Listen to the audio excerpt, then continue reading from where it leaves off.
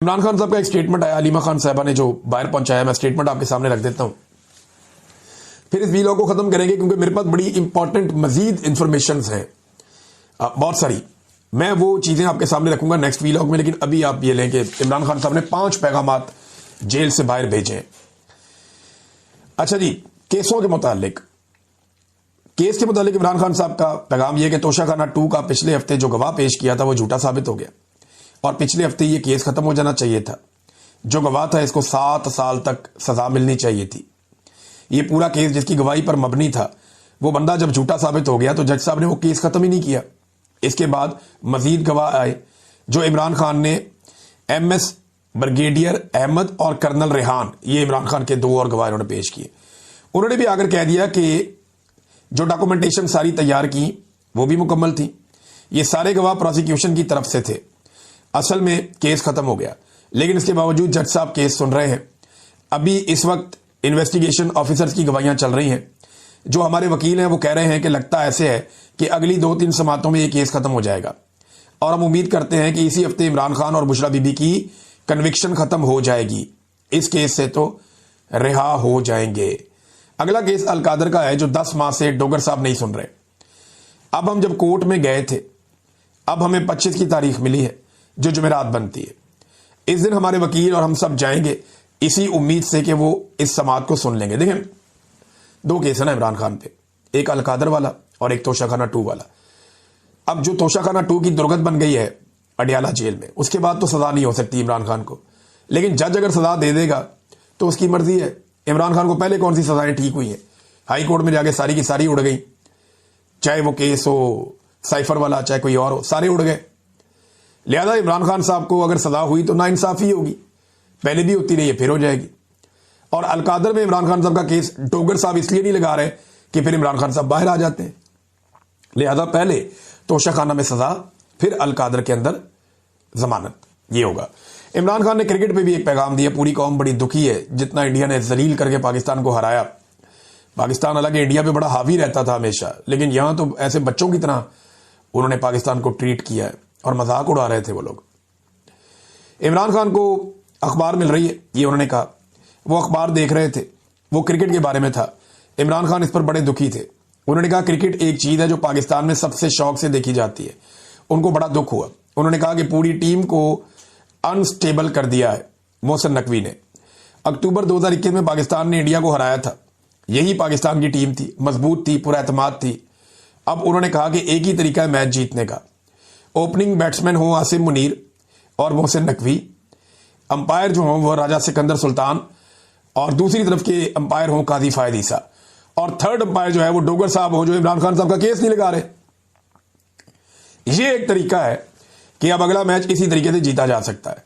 Mohsin Naqvi cricket को उसी तरह चला रहा है जैसे आसिम मुनीर पाकिस्तान को चला रहा है, और एक ही हाल कर दिया दोनों का। ये इमरान खान साहब ने नेक्स्ट लेवल की ट्रोलिंग की है दोनों की। जेल के अंदर भी रह के इमरान खान साहब की हिस्से मजा फारग नहीं हो सकी। वो आसाबी तौर पे कितने मजबूत हैं यहां से आप अंदाजा लगा लें। वैसे आसिम मुनीर और मोहसिन नकवी जाए ओपनर, एक तरफ कादी फायदीसा खड़ा हो लेग अंपायर, सामने खड़ा हो सिकंदर सुल्तान राजा मेन अंपायर, और जो थर्ड अंपायर है वो बनाया जाए justice Dogar Islamabad high court वाले को, तो फिर पाकिस्तान मैच जीत सकता है, वरना पाकिस्तान मैच नहीं जीत सकता। तीसरा पैगाम इमरान खान साहब ने आसिम मुनीर साहब के लिए दिया। जो इस वक्त हालात है, आसिम मुनीर साहब, आपने अपनी कुर्सी मजबूत करनी है, आपने लंबा अरसा आपने बैठना है, लेकिन इसके नतीजे में आप देखें आपने क्या क्या कुछ कर दिया है।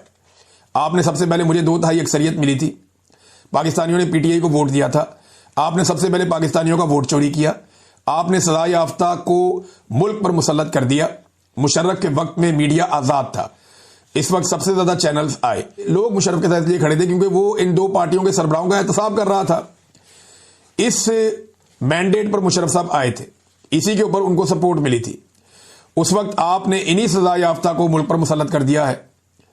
फिर आप 26वीं तरमीम लेकर आए, इस दौरान आपने लोगों पर जो जुल्म किया।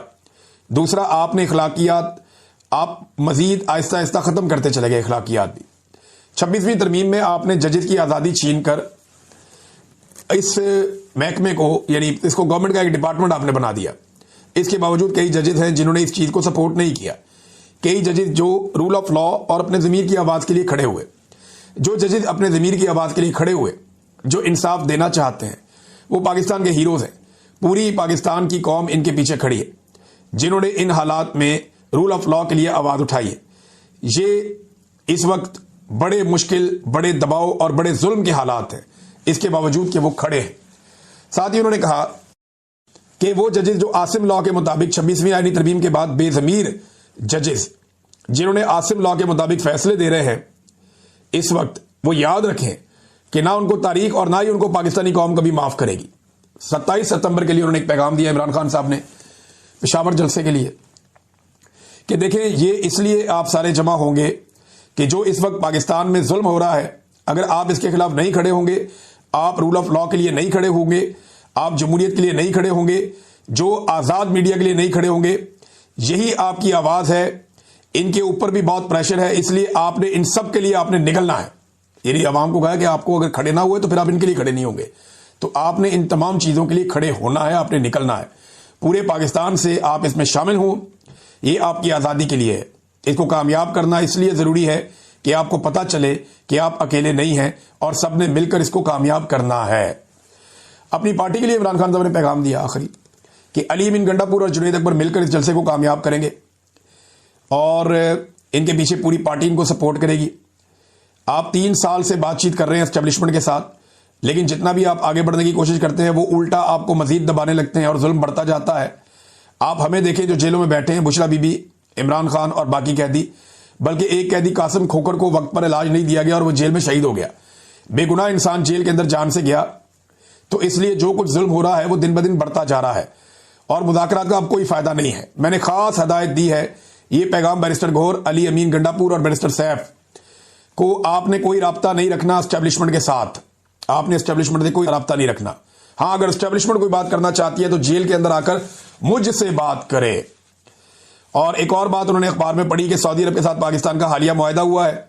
उन्होंने कहा यह बात हमें पहले से पता थी और ये खुद खुशाइन चीज़ है, क्योंकि जहां इस्लाम की 2 सबसे मुकद्दस जगह हैं, इनकी हिफाजत के लिए हर पाकिस्तानी को फख्र होना चाहिए। जब हम इन 2 मुकद्दस मकामात की हिफाजत करेंगे तो ये बैनुल अक़वामी ताल्लुकात के लिहाज से भी एक मुस्बत पेशरफ्त होगी। तो इमरान खान साहब ने इसको बड़ा पॉजिटिव करार दिया है। ये नाज़रीन खबरें हैं, अभी इमरान खान साहब का ट्वीट भी आएगा तो कुछ डिटेल्स मुझे आपके सामने रखनी है, कुछ चीज़ें और भी हैं। अब कासिम नामी नौजवान को, कासिम खोखर को हथकड़ियों के अंदर उसकी लाश को लाया गया। आप अंदाजा करें ये निज़ाम किस हद तक गिर गया है, किस हद तक फरसूदा हो चुका है। और जो सुप्रीम कोर्ट ऑफ पाकिस्तान में 5 जजेस ने जाके जुर्रत दिखाई, उन्होंने अपील की तो उन्हें कहा गया कि ज़ाती रंजिश पे मबनी उनकी अपील है। सारी चीज़ें हम अगले वीलॉग में करेंगे। अब तक के लिए इतने अपना ख्याल रखिएगा, अपने चैनल का भी। अल्लाह हाफिज़।